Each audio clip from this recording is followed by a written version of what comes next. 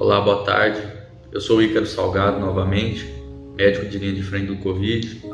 Resolvi fazer um vídeo rápido também em relação à questão da vacinação, né? Novamente, a questão sanitária no Brasil e no mundo sobrepôs a uma questão social. Muitos falam hoje sobre a obrigatoriedade ou não da vacina, quais os argumentos para essa obrigatoriedade, os argumentos prós e contra isso, né? O que isso impacta na questão exclusiva da saúde. É impossível falar sobre obrigatoriedade da vacina sem falar o que aconteceu em nosso país há mais de 100 anos atrás, lá em 1904, quando, sob coordenação do sanitarista Oswaldo Cruz, fora feita uma lei que obrigava a vacinação no Rio de Janeiro, né?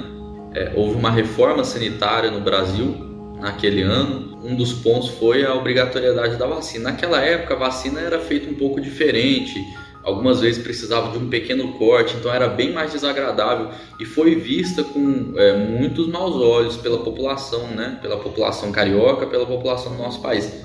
E aí, há mais de 100 anos atrás, lá em 1904, já houve a chamada revolta da vacina, né? As pessoas saíram às ruas, houve confronto com a polícia, houve mortos, né? Acredito que, se eu não me engano, mais de 20 ou 30, enfim. E aí voltamos a essa questão. É óbvio que mesmo naquela época, sem internet, sem a questão de polarização política, inimizade com os outros países, sem a questão da globalização, origem de vacinação, já houve então uma revolta por conta disso, né? Contrapõe muito a questão social com a questão de liberdade individual. A ideologia do nosso país ela é bem voltada para uma ideologia paternalista, como é em algumas regiões da Europa, né? Países como os Estados Unidos existem muito mais liberdades individuais, então fala-se muito em escolha sobre diversos aspectos sociais, né? E a vacina é um deles. Mas a gente tem que lembrar também que existem regiões que, por conta dessa desobrigação, ou melhor, dessa não obrigatoriedade da vacina, que ocorrem surtos de determinadas doenças, como existem em algumas regiões dos Estados Unidos, existiram já surto de sarampo, de varicela, salvo engano, na Europa, algumas regiões também. Por quê? A vacina contra um determinado patógeno exige uma determinada porcentagem mínima da população para ter efetividade. Às vezes, a população precisa ser 80% vacinada para não haver surto daquela doença. Porque aqueles 20%, quando a gente é vacinado, a cada ano que passa vai diminuindo essa imunidade contra o patógeno.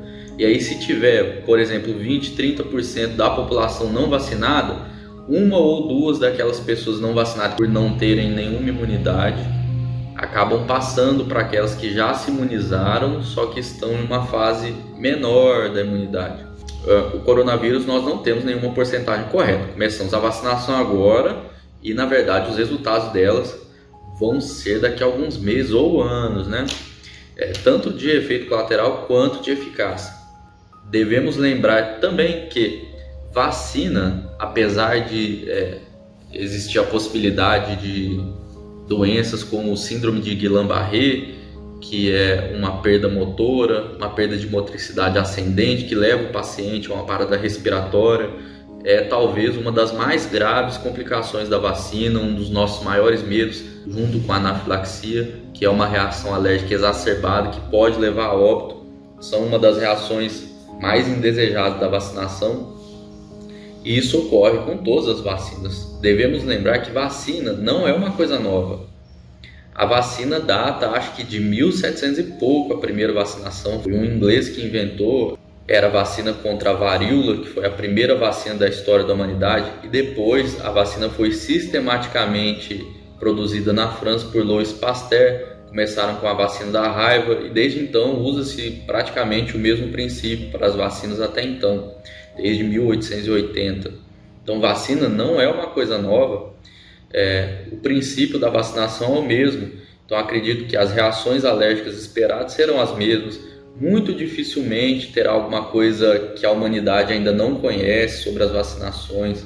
Existe uma segurança intrínseca por já ser um processo usado desde muito tempo, né? A minha opinião ela é imparcial, ela é uma opinião estritamente científica, né? Pesar o risco-benefício, entender que embates acontecerão, ainda mais na era digital, se já aconteceu lá em 1904, na era digital, então isso é muito mais forte porque todas as pessoas têm o mesmo espaço na internet, assim como eu gravo esse vídeo, né? Então eu gostaria de agradecer a todos. Se tiver alguma sugestão, coloque nos comentários, né? Curte e compartilhe o vídeo. Obrigado.